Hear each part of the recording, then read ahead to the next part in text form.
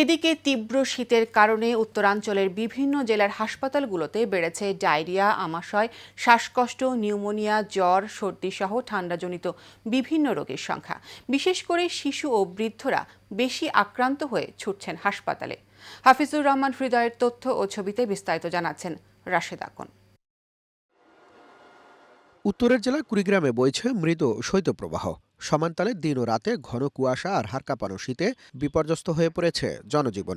সবচেয়ে বেশি বিপাকে শিশু ও বয়স্করা। প্রচণ্ড ঠান্ডায় জেলার হাসপাতালগুলোতে বেড়েছে ডায়রিয়া, শ্বাসকষ্ট, নিউমোনিয়া, জ্বর, সর্দিসহ ঠান্ডাজনিত নানা রোগের সংখ্যা।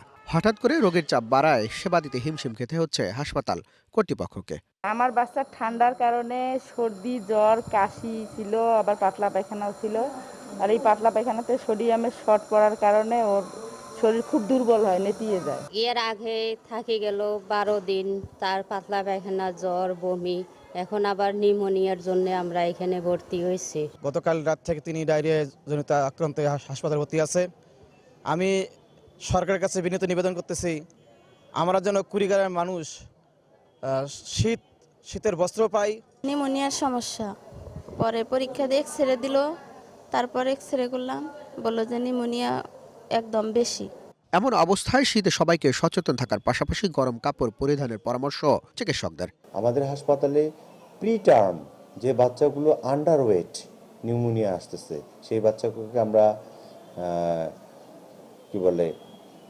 স্ক্যানুতে রাখতেছি। মনে করেন সেই বাচ্চাটার ওজন 500 গ্রাম, 800 গ্রাম, তাদেরকে আমরা স্ক্যানুর একটা সুন্দর সেট আপ আছে।